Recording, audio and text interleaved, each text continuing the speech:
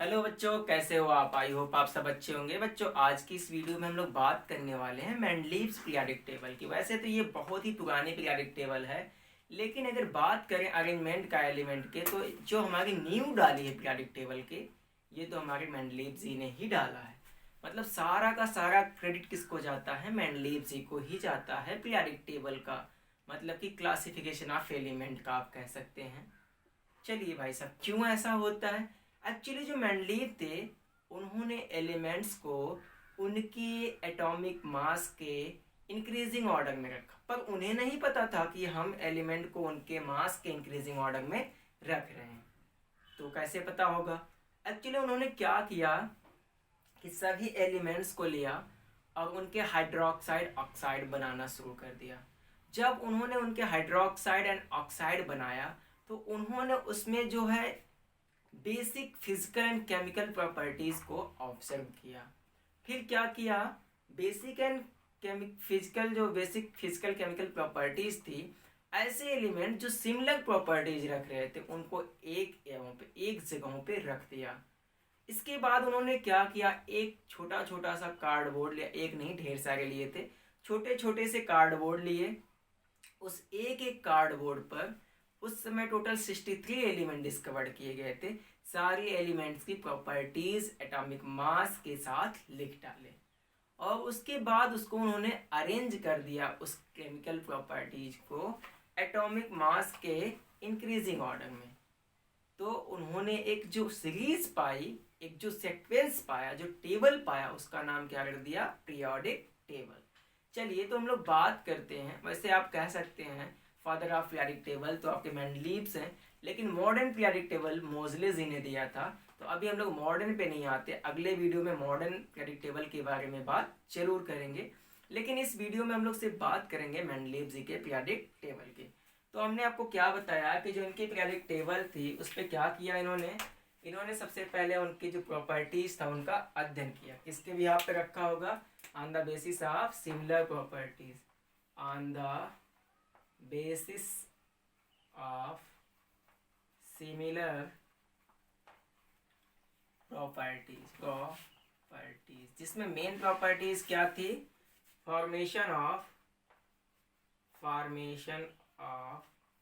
Hydroxide, sorry hydride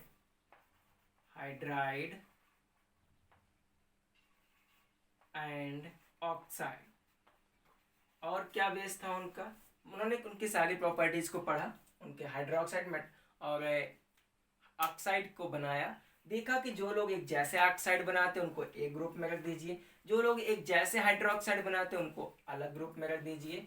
मतलब कि एक एक के साथ रखना था, एक एक लोगों को। जैसे उनके समय में हमने बताया क्या टोटल कितने एलिमेंट डिस्कवर्ड हुए थे? 63 एलिमेंट। उन्होंने क्या किया? 63 कार्डबोर्ड ले लिया। क्या ले लिया? 63 कार्डबोर्ड। क्योंकि उस समय जब इन्होंने इस पीरियोडिक टेबल को बनाया था, हमारी साइंस उतनी ज़्यादा डेवलप नहीं थी। उन्होंने क्या किया? 63 कार्डबोर्ड ले लिया।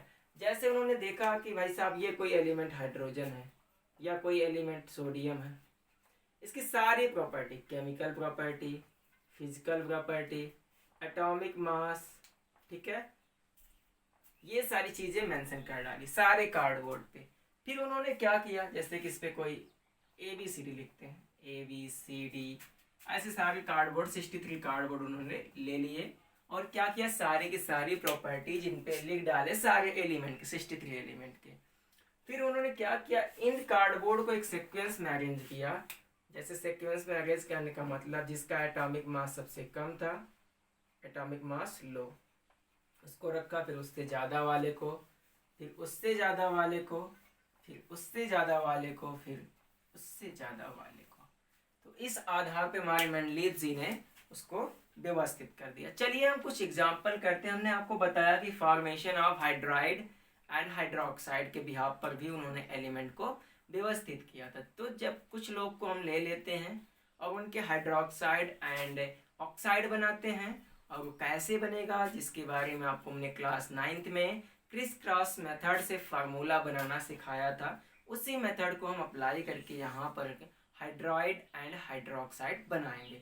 जो एलिमेंट सेम टाइप के हाइड्रोक्साइड बनाते हैं, हाइड्राइड बनाते हैं उनको सेम ग्रुप में रखेंगे, और जो अलग अलग प्रकार के बना रहे हैं उनको अलग ग्रुप में रख देंगे, बात खत्म। यही तो मेंडलीव जी का बेसिक कॉन्सेप्ट था एलिमेंट को अरेंज करने का। तो चलिए आइए कुछ मेटल ऑक्साइड एंड हाइड्रोक्साइड को बनाकर चेक करते हैं कि क्या वो सेम ग्रुप कर हैं, सेम ग्रुप के हैं कि नहीं। जैसे हमने कहा, बताइए सोडियम, पोटेशियम, सॉरी ये पोटेशियम है, सोडियम है, मैग्नीशियम है, कैल्शियम है, एल्यूमिनियम है, ठीक है। और एक बोरान लिख लेते हैं या फिर कुछ बेरिलियम लिख लेते हैं। कह रहे भाई साहब बताओ इसमें कितने लोग ऐसे हैं जिनकी प्रॉपर्टीज, केमिकल प्रॉपर्टीज सेम होगी। कैसे चेक करेंगे? दो चीजें हैं, लेकिन एक चीज जो हम बताने वाले हैं जनरल इलेक्ट्रॉनिक कॉन्फ़िगरेशन, ये मेंडलीव जी के कॉन्सेप्ट में नहीं था, ये उन्होंने नहीं बताया था, ये तो आपका दूसरा अलग से रूल हो जाएगा, जनरल इलेक्ट्रॉनिक कॉन्फ़िगरेशन। चलिए पहले हम क्या करते हैं, इनके हाइड्रोक्साइड या ऑक्साइड बना लेते। ऑक्साइड बनाने के लिए पहले क्या चाहिए, हमें उसकी बैलेंसी पता होनी चाहिए। सोडियम की बैलेंसी होती है 1, क्लास 9th में सबको सिखाया था। ऑक्सीजन की होती है 2, क्रिस क्रॉस कर दीजिए, क्या बन के आया K2O। सोडियम का करते हैं, सोडियम की बैलेंसी होती है 1, ऑक्सीजन की 2, क्रिस क्रॉस कर दीजिए, क्या बन के आया Na2O। देखिए फार्मूला, ये कोई मेटल है, 2 बार लिया, मेटल है 2 बार, लेकिन ऑक्सीजन 1 बार कंबाइन कर रहा है, क्या रेशियो आ रहा होगा 2:1, 2:1 का इनके एलिमेंट का।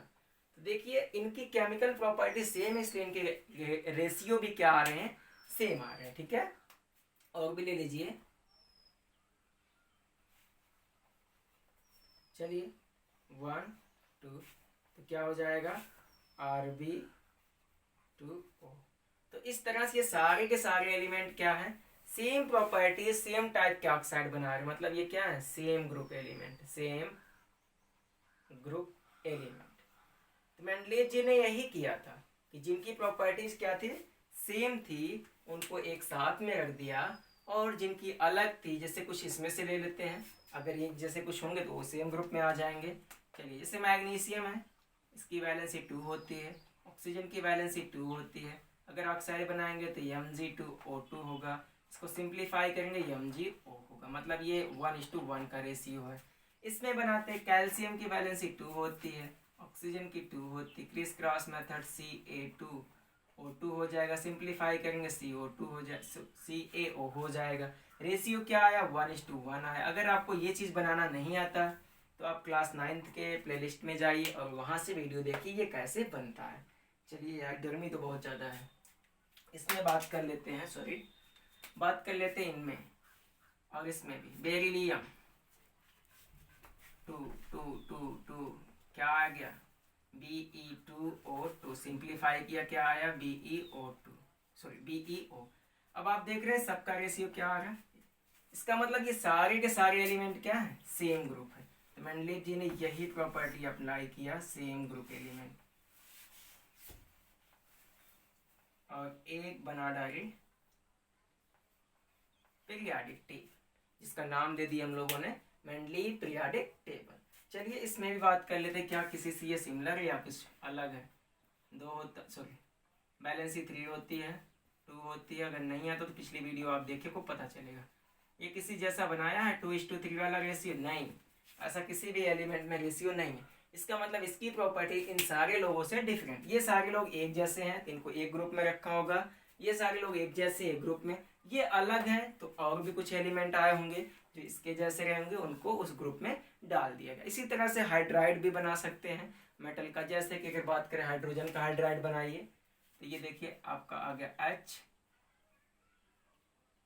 एंड हाइड्राइड बनाना हमें तो Cl ले लेते हैं, बैलेंसी 1 1 HCl, फिर ले लेते हैं HBr, 1 valency 1, criss cross HBr। तो देख रहे होंगे आप ये दोनों सब कैसे हैं, एक जैसी प्रॉपर्टी रखते हैं, मतलब ये क्लोरीन ब्रोमीन आयोडीन फ्लोरीन ये सबको किससे साथ रखा जाएगा, एक साथ में रख देंगे।